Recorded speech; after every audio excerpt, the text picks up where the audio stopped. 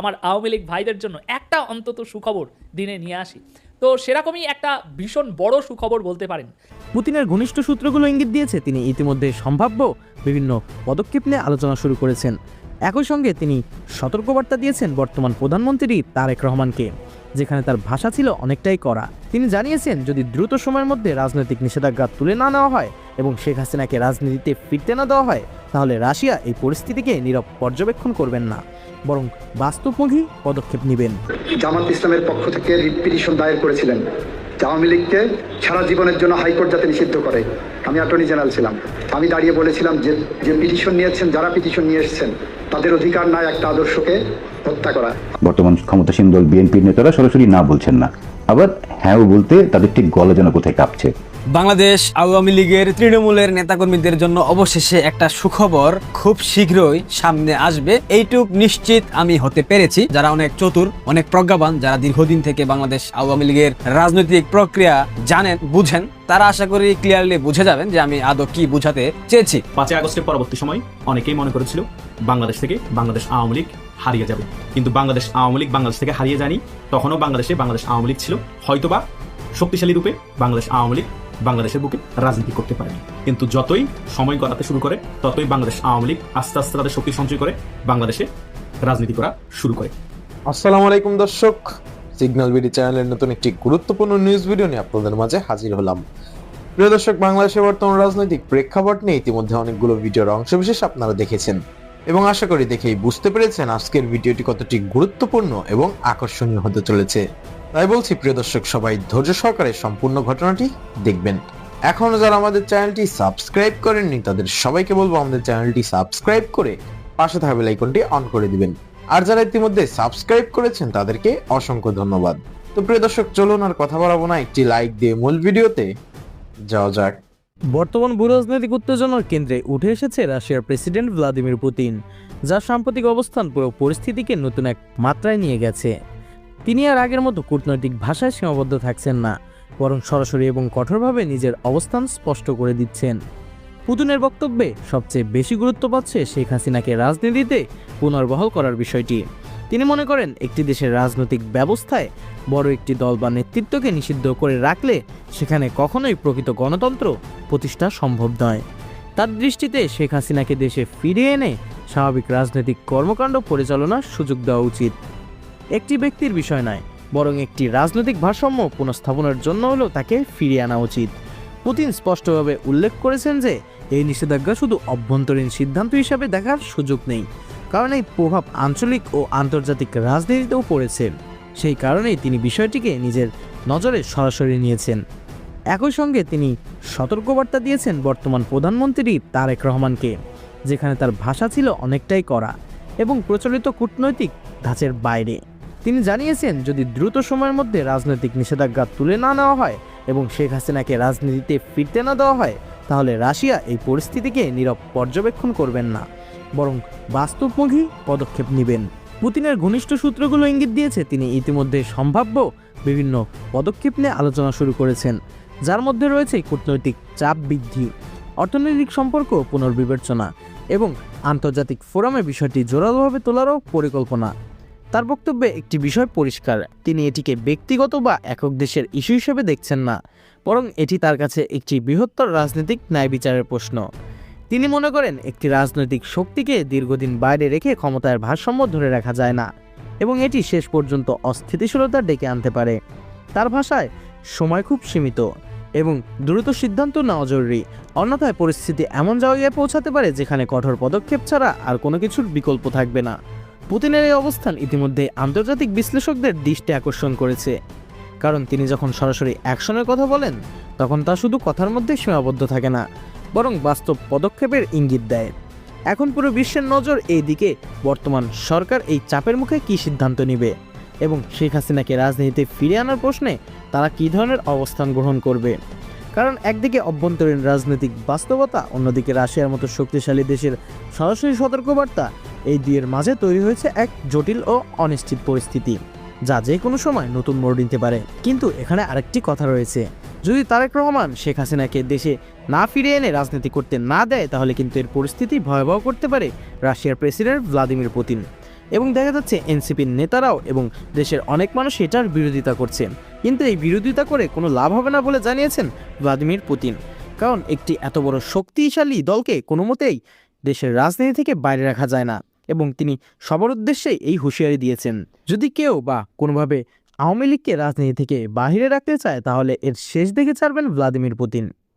বর্তমান ক্ষমতাসীন দল বিএনপির নেতারা সরাসরি না বলছেন না, আবার হ্যাঁও বলতে তাদের ঠিক গলা যেন কোথায় কাঁপছে। ঠিক 5 মিনিটের মাথায় এমন একটা তথ্য দেব যেটা শুনলে বুঝবেন যে আন্তর্জাতিক চাপ এবং আগামী নির্বাচনের ব্যালট পেপার এই দুটি আওয়ামী লীগ এবং বিএনপি ঠিক কোথায় গেঁথে আছে একত্রে। বিএনপির যুগ্ম মহাসচিব ইমরান সালেহ প্রিন্স বলেছিলেন তারা বহু আগেই নিষিদ্ধ চেয়েছেন, কিন্তু একটা কন্ডিশন আছে। বিএনপি বলছে তারা নির্বাহী আদেশে অর্থাৎ সরকার লিখে দিল একটা রাজনৈতিক দল নিষিদ্ধ আর নিষিদ্ধ হয়ে গেল, এমনটা তারা চান না। তারা চান জুডিশিয়াল প্রসেস বা আদালতের মাধ্যমে দল হিসেবে আওয়ামী লীগের বিচার হোক। এর পেছনে কিন্তু একটা কারণ আছে, কারণ বিএনপি জানে আজ যদি নির্বাহী ক্ষমতায় আওয়ামী লীগ নিষিদ্ধ হয় তাহলে কাল অন্য কোনো দল ক্ষমতায় এসে একই কায়দায় বিএনপিকেও নিষিদ্ধ করে দিতে পারে। সুতরাং তারা যে এই গর্ত তারা খুঁড়তে চান না, যেটাতে একসময় তাদের নিজেরও পড়ার শঙ্কা থাকে। রাজনৈতিকভাবে এটা খুবই গুরুত্বপূর্ণ এবং সুদূর প্রসারী একটি প্রক্রিয়া এবং সিদ্ধান্ত। অন্যদিকে লেবার পার্টির ইমরান সাহেব বলছেন বিএনপি ঘুরিয়ে পেঁচিয়ে কথা বলছে। এখানে খুব ইন্টারেস্টিং একটা ব্যাপার আছে, সেটা বলছি। সালাউদ্দিন আহমেদ বলছেন আওয়ামী লীগ আর এই নামে রাজনীতি করতে পারবে না, তার মানে বাংলাদেশে আওয়ামী লীগ নামে আর কোনো রাজনৈতিক দলের অস্তিত্ব তারা চান না বা দেখেন না। আবার মির্জা ফখরুল ইসলাম আলমগীর বলছেন democracy move in its own way, তার মানে হচ্ছে গণতন্ত্র তার নিজের ধারায় চলবে। একটা দলের শীর্ষ 2 নেতার 2 রকম সুর, এটার পেছনে একটা মাস্টার প্ল্যান থাকতে পারে, অথবা হতে পারে নিজ দলের ভেতরে ক্ষমতা এবং মেধার লড়াই, হয়তো দুটি আলাদা বক্তব্য।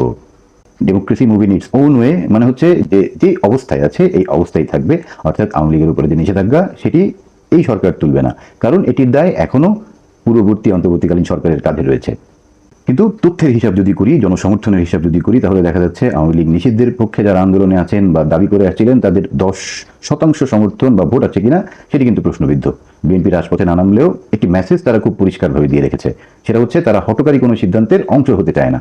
আবার পূর্ববর্তী সরকারের যে দায় আওয়ামী লীগকে নির্বাহী আদেশে নিষিদ্ধ করার সেটি তুলতেও চায় না, কারণ সেটি না তুললেই বরং তাদের বেশ লাভবান হওয়ার সম্ভাবনা। এখানে বিএনপির যে মূল চাওয়াটি সেটি হচ্ছে সংসদীয় প্রক্রিয়া বা বিচার বিভাগীয় প্রক্রিয়ার মাধ্যমে এই সিদ্ধান্তে পৌঁছাতে। নির্বাচিত জনপ্রতিনিধিদের দিয়ে যদি ফয়সালা হয় দেশের সংসদে, সেটি কিন্তু পরবর্তীতে একটা মিসাল হয়ে থাকবে। কিন্তু কেন? কারণ আন্তর্জাতিক সম্প্রদায় বা ফরেন পাওয়ারের কাছে বিএনপি আসলে নিজেদের লিবারাল এবং উদারপন্থী দল হিসেবে প্রমাণ করতে চায়। তারা দেখাতে চায় যে আমরা প্রতিশোধের রাজনীতিতে বিশ্বাস করি না, প্রতিশোধের রাজনীতি করি না, আমরা আইনের শাসনে বিশ্বাসী এবং আইনের দ্বারাই আওয়ামী লীগ নামক দলটিকে নিষিদ্ধ রাখা হয়েছে বা করা হয়েছে। এটি খুব স্মার্ট মুভ। আপনারা কি খেয়াল করেছেন যে বিএনপির মহাসচিব মির্জা ফখরুল ইসলাম আলমগীর তিনি একই সাথে স্থানীয় সরকার মন্ত্রীও, তার মানে তার মুখ দিয়ে যাই বের হোক সেটা শুধু দলের কথা নয়, সেটা আসলে সরকারের নীতিগত অবস্থান, সরকারেরও কথা। তিনি বলছেন আওয়ামী লীগ নিষিদ্ধ আছে, বন্ধ থাকবে। কিন্তু মাঠে নেমে আন্দোলন করার চেয়ে বিএনপি এখন সাইলেন্ট গেম খেলছে।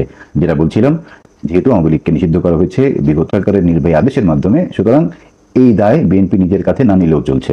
তাদের দায় তাদের থাক, আওয়ামী লীগ নিষিদ্ধ থাক। এটাই খুব স্মার্ট একটা মুভ বলতে হবে।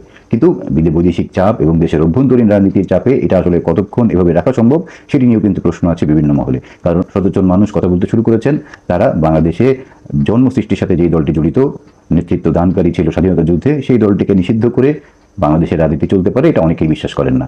তারপরে যেখানে বাংলাদেশের স্বাধীনতার বিরোধিতাকারী দল জামাত ইসলামী বীর দর্পে বাংলাদেশের রাজনীতি করছে, সংসদে তাদের প্রতিনিধিত্ব আছে। আপনাদের লজিক কি বলে? বিএনপির কি উচিত ছিল সরাসরি আওয়ামী লীগ নিষিদ্ধের আন্দোলনে যোগ দেওয়া, নাকি তারা যে আইনি প্রক্রিয়ার কথা বলছে সেটা দীর্ঘমেয়াদে বাংলাদেশের রাজনীতির জন্য ভালো কিছু বয়ে আনতে পারে? কমেন্ট বক্সে আপনার মতামত জানাতে পারেন, প্রতিটা কমেন্ট পড়ছি। এবার বলি আসল গল্প। বিএনপি কেন সরাসরি নিষিদ্ধের মিছিলে নেই? কারণ তারা জানে আওয়ামী লীগ নিষিদ্ধ হলে তাদের সবচেয়ে বড় যেই রাজনৈতিক প্রতিপক্ষ তারা মাঠ থেকে গায়েব হয়ে যাবে, হাওয়া হয়ে যাবে। শুনতে মোটামুটি ভালো শোনালেও এটা একটা বিপদও আছে। বাংলাদেশ আওয়ামী লীগের যদি বাংলাদেশের রাজনীতিতে উপস্থিতি না থাকে, তাহলে আন্তর্জাতিক মহল এবং ভোটাররা বিএনপির প্রতি আরও বেশি কঠোর হয়ে বিএনপির সমালোচনা করতে থাকবে, হিসেব কিতাব মেলাতে থাকবে। একক অধিপত্য আসার ভয়ে সাধারণ মানুষ বিএনপির বিপক্ষে উঠে পড়ে লাগতে পারে। এই কারণেই হয়তো বিএনপি চাইছে আওয়ামী লীগকে অকেজো করে রাখতে, কিন্তু নিষিদ্ধ করার দায়টা তারা তাদের কাঁধে না নিয়ে আদালতের ঘাড়ে চাপাতে চায়। সামনে বিএনপির স্থায়ী কমিটির বৈঠক, সেখান থেকে হয়তো চূড়ান্ত অবস্থান জানা যাবে, চূড়ান্ত সিদ্ধান্ত আসবে, যার প্রতিফলন বাংলাদেশের রাজনীতিতে আমরা দেখতে পাবো। আওয়ামী লীগের কি আসলেই পলিটিক্যাল ডেথ হতে যাচ্ছে, নাকি বিএনপি তাদের প্রাসঙ্গিক করে রাখবে নিজের স্বার্থে? বাংলাদেশ আওয়ামী লীগের তৃণমূলের নেতাকর্মীদের জন্য অবশেষে একটা সুখবর খুব শীঘ্রই সামনে আসবে, এইটুক নিশ্চিত আমি হতে পেরেছি। আমি পুরো গল্পটা বলবো না, কিন্তু আমি কিছু হিন্টস আপনাদের সাথে তুলে ধরবো। আপনারা আশা করি বুঝে যাবেন, যারা অনেক চতুর, অনেক প্রজ্ঞাবান, যারা দীর্ঘদিন থেকে বাংলাদেশ আওয়ামী লীগের রাজনৈতিক প্রক্রিয়া জানেন, বুঝেন, তারা আশা করি ক্লিয়ারলি বুঝে যাবেন যে আমি আদৌ কি বুঝাতে চেয়েছি। 5 আগস্টের সেই তথাকথিত জঙ্গি উত্থানের পর আপনাদের প্রত্যেকের একটা অভিযোগের জায়গা ছিল, বাংলাদেশ আওয়ামী লীগের মূল নেতৃত্ব সম্পূর্ণরূপে ব্যর্থ হয়েছে। এখানে মেটিকুলাস অভ্যুত্থান হয়েছে, মেটিকুলাস একটা পরিকল্পনা ছিল, কিন্তু বাংলাদেশ আওয়ামী লীগের সামষ্টিক ব্যর্থতার কারণে কিন্তু এই অভ্যুত্থান খুব সহসায় সম্পন্ন করা সম্ভব হয়েছে। সেই জুলাই সন্ত্রাসী, deep state, CIA, ISI, whatever. এরপর থেকে আমি সামাজিক যোগাযোগ মাধ্যমে অ্যাক্টিভ থাকি। আমি দেখেছি আপনাদের অর্থাৎ তৃণমূলের প্রত্যেকের একটা প্রত্যাশার জায়গা, আস্থার জায়গা, বিশ্বাসের জায়গা ছিল যে বঙ্গবন্ধু কন্যা শেখ হাসিনা অবশ্যই যারা দুর্বৃত্তায়ন করেছেন, যারা তৃণমূলের সাথে বাংলাদেশ আওয়ামী লীগের মূল নেতৃত্বকে বিচ্যুত করেছেন, যারা শেখ হাসিনার সাথে তৃণমূলকে বিচ্ছিন্ন করেছেন, যারা বাংলাদেশ আওয়ামী লীগকে আওয়ামী লীগের মূলনীতি থেকে সরিয়ে নিয়েছেন, যারা আওয়ামী লীগের মধ্যে থেকে রাজনৈতিক দুর্বৃত্তায়ন করেছেন, মনোনয়ন বাণিজ্য করেছেন, বিভিন্ন ধরনের অপকর্মের সাথে যারা সম্পৃক্ত, যারা গত 16 বছর মধু খেয়েছে, এখন এই দুঃসময়ে এসে কথা বলতেছে না, তারা জামাতের সাথে আতাত করতেছে, বিএনপির সাথে আতাত করে ব্যবসা প্রতিষ্ঠান পরিচালনা করছে, দেশের মধ্যে বিএনপির সাথে আতাতের মাধ্যমে তাদের সবকিছু ঠিকঠাক চলতেছে। এই ধরনের নেতৃত্বকে যাতে খুব দ্রুততার সাথে সরিয়ে দেওয়া হয়, অর্থাৎ মূল নেতৃত্বের মধ্যে একটা ব্যাপক আকারে পরিবর্তন আপনারা সবাই চেয়েছেন। আমার মনে হয় আপনাদের এই চাওয়াটা অতি শীঘ্রই পূরণ হতে যাচ্ছে। আমি খুব স্পর্শকাতর মাধ্যম থেকে জেনেছি, মোটামুটি কনফার্ম হয়েছি, খুব শীঘ্রই একটা বিশাল আকারের পরিবর্তন আসবে। কারা আসবে নেতৃত্বে, কাদের পরিবর্তন করা হবে সেই বিষয়ে আজকে যাব না, কিন্তু পরিবর্তন আসছে খুব শীঘ্রই, এটা মোটামুটি আপনারা নিশ্চিত থাকতে পারেন। আমার আশঙ্কার কয়েকটা জায়গা আছে। প্রথমত, ধরেন বাংলাদেশ আওয়ামী লীগের মূল নেতৃত্ব পরিবর্তন করা হলো, তারা কি বাংলাদেশে সহসায় প্রবেশ করতে পারবে? ধরেন বাংলাদেশ আওয়ামী লীগের নেতৃত্বের যে কাঠামো, পুরো কাঠামো পরিবর্তন করা হলো, তাদেরকে কি স্বাভাবিক রাজনৈতিক প্রক্রিয়ায় বিএনপি ফিরতে দেবে? বাংলাদেশ আওয়ামী লীগের নিবন্ধন স্থগিত দল হিসেবে নিষিদ্ধ করে রাখা হয়েছে সংগঠন হিসেবে, এখন আওয়ামী লীগ এবং ছাত্রলীগের এই নিষেধাজ্ঞা প্রত্যাহার করা হবে কি না? যদিও মির্জা ফখরুল ইসলাম আলমগীর বলেছেন এটা প্রত্যাহার করার কোনো প্রকার সম্ভাবনা নাই। এখন যদি আওয়ামী লীগের মূল নেতৃত্বে পরিবর্তন আসে, তারা যদি সহসায় বাংলাদেশে প্রবেশ করতে না পারে, সেক্ষেত্রে আওয়ামী লীগ কি আদৌ ঘুরে দাঁড়াতে পারবে কি না? এটা আমার প্রশ্নের জায়গা। আপনাদের অভিব্যক্তি আপনারা অবশ্যই আমাকে জানাবেন কমেন্টে, আমি আপনাদের কমেন্টের উত্তর দেওয়ার চেষ্টা করবো এই ভিডিওতে। এটা আমার অভিব্যক্তি যে আদৌ যদি নেতৃত্বের আমূল পরিবর্তন করা হয়, তারা যদি বাংলাদেশে স্বাভাবিক প্রক্রিয়ায় ফিরতে না পারে, সেক্ষেত্রে রাজনীতি কিভাবে করবে, দল কিভাবে সুসংগঠিত করবে, তৃণমূলের সাথে কিভাবে কানেক্টেড হবে, এটা কিন্তু একটা ব্যাপক প্রশ্ন। এখন এই যে ব্যাপারটা, এই যে প্রক্রিয়াটা, বাংলাদেশ আওয়ামী লীগের মূল নেতৃত্বের পরিবর্তন আসবে, তারা বাংলাদেশে প্রবেশ করতে পারবে কিনা, প্রবেশ করতে গেলে কিংবা স্বাভাবিক রাজনৈতিক প্রক্রিয়ায় ফিরতে গেলে কি ধরনের প্রতিবন্ধকতার সৃষ্টি হতে পারে, আপনাদের ধারণা কি? আমার দুটো ধারণা। প্রথমত, বাংলাদেশের বর্তমান ক্ষমতাসীন দল বিএনপি কখনোই বাংলাদেশ আওয়ামী লীগের রাজনৈতিক স্পেস দেবে না, কারণ ওইটুক সৎ সাহস, ওইটুক সক্ষমতা জনাব তারেক রহমানের মধ্যে নাই। তিনি একদলীয় নির্বাচন করে ক্ষমতার মসনদে অধিষ্ঠিত হয়েছেন। তিনি চাইবেন না বিএনপির সব থেকে মাথা ব্যথার কারণ বাংলাদেশ আওয়ামী লীগ স্বাভাবিক রাজনৈতিক প্রক্রিয়ায় ফিরুক, কারণ আওয়ামী লীগের জন্ম হয়েছে লড়াই সংগ্রামের মধ্য দিয়ে। আওয়ামী লীগ বিরোধী দলে অনেক বেশি শক্তিশালী থাকে, বিরোধী দলে রাজপথ কাঁপাতে পারে, আমরা সেই লগি বৈঠা আন্দোলন দেখেছি। সুতরাং তারেক রহমান এই রিস্ক নেবে না। প্রয়োজনে সে সবার সাথে সম্পর্ক ত্যাগ করবে, আবার ইসলামিস্টদের সাথে নিয়ে সে সম্পর্ক ঠিক করবে, কিন্তু বাংলাদেশ আওয়ামী লীগের রাজনৈতিক স্পেস দেবে না। দ্বিতীয়ত, বাংলাদেশের সশস্ত্র বাহিনী, বিশেষ করে বাংলাদেশ সেনাবাহিনী প্রতিষ্ঠা লগ্ন থেকে বাংলাদেশ আওয়ামী লীগের বিরোধিতা করেছে। বাংলাদেশ সেনাবাহিনীর বিপথগামী অফিসাররা কিন্তু বঙ্গবন্ধুকে হত্যা করেছে। বাংলাদেশ সেনাবাহিনী কখনোই গণতন্ত্রে বিশ্বাস করেনি, কখনোই গণতান্ত্রিক শাসন ব্যবস্থা তাদের পছন্দ হয়নি, তাদের মনে ধরেনি। তারা পাকিস্তান সেনাবাহিনীর একটা পার্ট বলতে পারেন। বাংলাদেশ সেনাবাহিনীতে এখনো যারা মৌলবাদী মন মানসিকতা পোষণ করে, যারা ইসলামিস্ট মতাদর্শের, যারা জামাতি, যারা হেফাজতি, যারা হিজবুতি, যারা বিএনপি পন্থী, এরা কখনোই চাইবে না, বিশেষ করে সেনাপ্রধান ওয়াকার কখনোই চাইবে না বাংলাদেশ আওয়ামী লীগ স্বাভাবিক রাজনৈতিক প্রক্রিয়ায় ফিরুক, বঙ্গবন্ধু কন্যা বাংলাদেশে প্রবেশ করুক। বঙ্গবন্ধু কন্যার প্রবেশ করাটা পরের বিষয়, ওইটা আমি বলতেছি, কিন্তু এই যে দুটো বিষয়, প্রথমত এই সরকার বাংলাদেশ আওয়ামী লীগকে কখনোই রাজনৈতিক স্পেস দেবে না। দ্বিতীয়ত, বাংলাদেশের সশস্ত্র বাহিনী কখনোই বাংলাদেশ আওয়ামী লীগ রাজনীতিতে স্বাভাবিক প্রক্রিয়ায় ফিরুক, এটা তারা চাচ্ছে না। কারণ সেনাবাহিনীর সুপ্রিম কমান্ডে যারা থাকে, অর্থাৎ সেনাপ্রধানের পরের যে লেয়ারগুলো আছে, প্রত্যেকটা লেয়ারের স্বাধীনতা বিরোধী চক্রের দালালরা, দোসররা বসে আছে। এই দেশদ্রোহী গাদ্দারদের কারণে আজ বাংলাদেশের এই করুণ পরিণতির দিকে আগাচ্ছে বাংলাদেশ। এখান থেকে আদৌ আমাদের মুক্তি কবে মিলবে আমরা সেটা জানি না, তবে এইটুক নিশ্চিত, আমরা বাংলাদেশ আওয়ামী লীগ ছাড়া বাংলাদেশকে এই মুহূর্তে রক্ষা করার মতো কোনো শক্তি কারোর মধ্যে নাই, এটা আমরা বুঝে গেছি গত 19 মাসের শাসনামলে বিগত 1 মাস যাবৎ বিএনপি ক্ষমতায় আসার পর থেকে বাংলাদেশকে যেভাবে মৃত্যুপরীতে পরিণত করেছে, বাংলাদেশে যেভাবে হত্যাকাণ্ডের ঘটনা ঘটছে, মব ঘটতেছে, সম্প্রীতি সব বিষয়ে বাংলাদেশ রাষ্ট্র হিসেবে ব্যর্থ হয়েছে, বিএনপি রাষ্ট্র পরিচালনায় ব্যর্থ হয়েছে। সুতরাং বিএনপির কাছে আমরা সেই প্রত্যাশা করি না, দেশ রক্ষা বিএনপি কখনোই করতে পারবে না, এই কথা আমি গত 1 বছর যাবৎ বলে আসছি।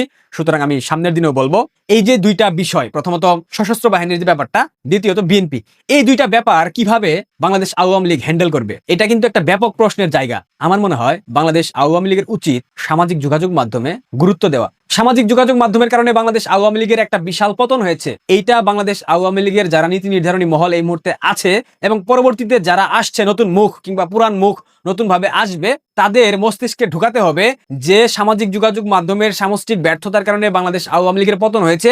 এইখান থেকে আমাদের বের হতে হবে, এই সেক্টরটাকে আমাদের উন্নত করতে হবে, আমাদেরকে এই সেক্টরে প্রচুর পরিমাণে ইনভেস্ট করতে হবে। ফেসবুকে আওয়ামী লীগের পেজে এমন কোনো লাইভ করবো না যে লাইভে ভিউয়ার থাকে 90 জন। এখান থেকে আমাদেরকে বের হয়ে আসতে হবে, আমাদেরকে প্রচুর ইনভেস্ট করতে হবে, আমাদের কোয়ালিটি কন্টেন্ট বানাতে হবে, আমাদেরকে এই সরকারের ব্যর্থতা, অপশাসন, এই সরকারের সীমাবদ্ধতা সবকিছু বাংলাদেশের সাধারণ মানুষের মধ্যে ছড়িয়ে দিতে হবে, ব্যাপক আকারে স্প্রেড করতে হবে। এই সরকারের ব্যর্থতা, কূটনৈতিক ব্যর্থতা, প্রতিবেশী রাষ্ট্রের সাথে সম্পর্কের টানপূরণ সবকিছু সামাজিক যোগাযোগ মাধ্যমের বদৌলতে সারা দেশের বিভিন্ন প্রান্তে পৌঁছে দিতে হবে, প্রত্যেকটা প্রান্তে পৌঁছে দিতে হবে। বাংলাদেশের মানুষের মধ্যে ইতিমধ্যে একটা ধরনের ব্যাপার আমরা লক্ষ্য করছি, এই ব্যাপারগুলা প্রপারলি করতে পারলে বাংলাদেশের মানুষ এক হয়ে যাবে। বাংলাদেশের মানুষ এক হয়ে তখন বাংলাদেশ আওয়ামী লীগকে ফিরিয়ে আনতে বাধ্য করবে। দেখেন, বাংলাদেশ আওয়ামী লীগ গণমানুষের দল, জনমানুষের দল, মেহনতি মানুষের দল, খেটে খাওয়া মানুষের দল, কৃষক, শ্রমিক থেকে শুরু করে একদম উচ্চবিত্ত যে আমলাতন্ত্র, এই আমলাতন্ত্রের দল বাংলাদেশ আওয়ামী লীগ। অর্থাৎ এই গণমানুষের দলকে ফিরতে হলে গণমানুষের হাত ধরে ফিরতে হবে। এই মুহূর্তে এই প্রক্রিয়া ছাড়া অন্য কোনো প্রক্রিয়া আমার চোখে ভাসতেছে না। এবং এখানে একটা বিষয় খেয়াল রাখতে হবে, তৃণমূলকে বাঁচিয়ে রাখতে হবে। আর তৃণমূলকে বাঁচিয়ে রাখতে গেলে অবশ্যই আপনাদেরকে তাদের জামিনের বন্দোবস্ত করতে হবে, তাদেরকে অর্থনৈতিক সহায়তা প্রদান করতে হবে। নয়তোবা তারা যদি না বেঁচে থাকে, তারা যদি স্বাভাবিক জীবন ধারণ না করতে পারে, তাদের আদর্শিক জায়গাটা ঠিক রাখা চাইলেও সেটা তারা করতে পারবে না, সম্ভব হবে না। এইটুক কমন সেন্স আপনাদের মাথার মধ্যে যত দ্রুত ঢুকবে বাংলাদেশ আওয়ামী লীগের জন্য দীর্ঘমেয়াদে ততই ভালো। সর্বোপরি আমি আবারও বলতেছি, বাংলাদেশ আওয়ামী লীগের মূল নেতৃত্বে একটা ব্যাপক পরিবর্তন আসবে এবং এই মূল নেতৃত্ব বাংলাদেশে প্রবেশ করতে গেলে যে দুইটা প্রতিবন্ধকতা, নাম্বার 1 বিএনপি, বর্তমান ক্ষমতাসীন সরকার, আর নাম্বার 2 সশস্ত্র বাহিনী, এই দুইটা পার্ট কখনোই বাংলাদেশ আওয়ামী লীগকে স্বাভাবিক রাজনৈতিক প্রক্রিয়ায় ফিরতে দেবে না। এই ক্ষেত্রে 2 থেকে 3টা বিষয় বাংলাদেশ আওয়ামী লীগকে মেইনটেইন করতে হবে, প্রপার ওয়েতে ঠিক করতে হবে। কূটনৈতিক চ্যানেলে সব থেকে বেশি যোগাযোগ বাড়াতে হবে, কূটনৈতিক ভাবে অনেক বেশি এগ্রেসিভ ভূমিকায় থাকতে হবে, এটা আমি বিশ্বাস করি। কারণ কূটনৈতিক তৎপরতা ছাড়া এই বর্তমান যে ক্ষমতাসীন সরকার, এদের উপর চাপ প্রয়োগ করা সম্ভব হবে না। দ্বিতীয়ত, তৃণমূলের সাথে কানেক্টেড হইতে হবে, তাদেরকে সহায়তা করতে হবে, তাদের জামিনের বন্দোবস্ত করতে হবে। তৃতীয়ত, সাধারণ মানুষের মনের মধ্যে এই বিষয়টা ঢুকাতে হবে, ইতিমধ্যে ঢুকে গেছে। এই সরকারের সীমাহীন দুর্নীতি, ব্যর্থতা, অপশাসন, দুর্বৃত্তায়ন সবকিছু জনগণের মাঝে তুলে ধরতে হবে, যাতে একটা ব্যাপক আকারে একটা ম্যাসিভ আন্দোলন সৃষ্টি হয়। এবং এই আন্দোলনের মধ্য দিয়ে বাংলাদেশ আওয়ামী লীগকে স্বাভাবিক রাজনৈতিক প্রক্রিয়ায় ফিরতে হবে। ক্ষমতায় আসার ব্যাপারটা অনেক পরের, সেটা নিয়ে আমি কথা বলবো না। আশা করি বাংলাদেশ আওয়ামী লীগের নীতি নির্ধারণী মহল এবং তৃণমূল এবং সাধারণ মানুষ আপনারা বুঝতে সক্ষম হয়েছেন। এবং আমি তৃণমূলের উদ্দেশ্যে আরো একবার বলতে চাই, আপনাদের প্রত্যাশার জায়গা খুব শীঘ্রই পূরণ হতে যাচ্ছে। প্রিয় দর্শক, ইতিমধ্যে আপনারা আমাদের পুরো ভিডিওটি দেখেছেন। ভিডিওটি দেখে কি জানলেন এবং বুঝলেন, অবশ্যই আপনাদের মূল্যবান মতামতটি আমাদের কমেন্ট বক্সে জানাতে ভুলবেন না। এখনো যারা আমাদের চ্যানেলটি সাবস্ক্রাইব করেননি, তাদের সবাইকে বলবো আমাদের চ্যানেলটি সাবস্ক্রাইব করে পাশে থাকা বেল আইকনটি অন করে দিবেন, এরকম নিত্য নতুন প্রতিদিন গরম গরম নিউজ আপডেট পেতে। ধন্যবাদ সবাইকে।